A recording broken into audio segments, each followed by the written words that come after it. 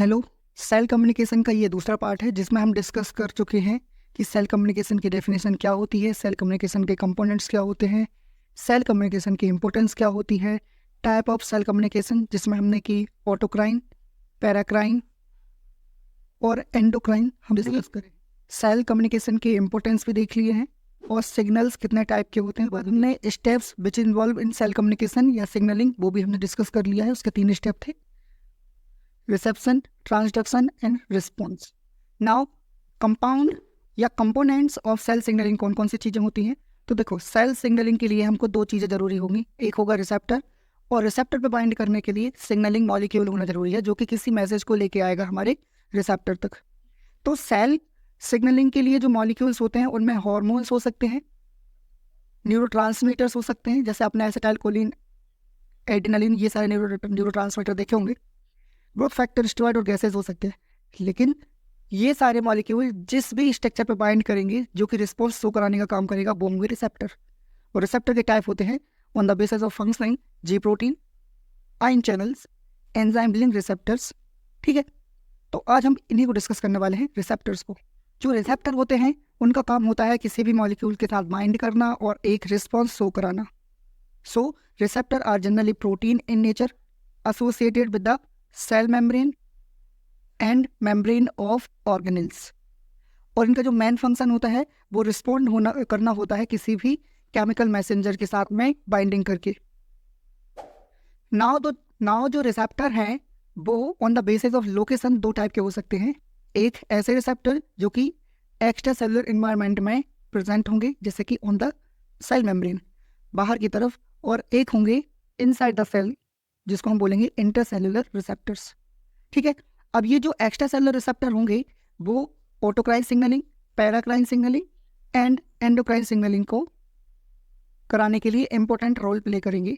साथ ही साथ जो इंट्रासेलुलर रिसेप्टर होंगे वो ऑटोक्राइन सिग्नलिंग को कराने के लिए इंपॉर्टेंट रोल प्ले करेंगे। अब ये ऑटोक्राइन, पैराक्राइन क्या है, इसके लिए आप हमारी प्रीवियस वीडियो को रेफर कर सकते हैं, उसमें मैंने डिटेल में एक्सप्लेन किया है। नाउ जो पहले टाइप का रिसेप्टर है हमारा वो है जी प्रोटीन कपल रिसेप्टर। अब ये जो जी प्रोटीन कपल रिसेप्टर है ये एक long chain of protein consist करके रखता है जो कि हमारी प्लाज्मा मेम्ब्रेन को 7 टाइम क्रॉस करता है। आप यहाँ देखोगे तो ये लॉन्ग चेन ऑफ प्रोटीन है और ये हमारी एक प्लाज्मा मेम्ब्रेन है जिसको ये 7 बार क्रॉस करेगा। यहाँ से काउंट कर सकते हैं हम 1 2 3 4 5 6 7। अब इसमें 2 चीज़ें हैं, एक तो लॉन्ग चेन है और ये 2 जगह पे कनेक्ट रह रहा है।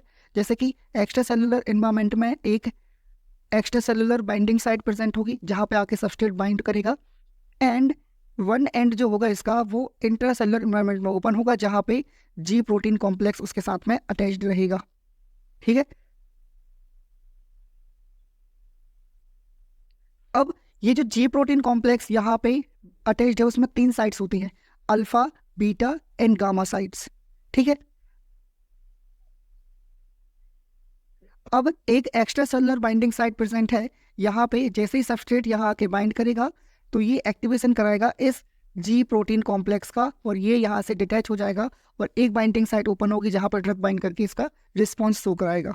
सो this is the functioning of GPCR.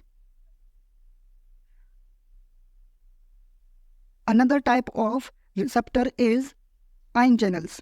अब आयन चैनल्स जो हैं वो जनरली प्रोटीन इन नेचर होते हैं which is present in the cell membrane. ये हमारी एक सेल मेम्ब्रेन है, उसके ऊपर ये प्रोटीन्स प्रेजेंट होते हैं।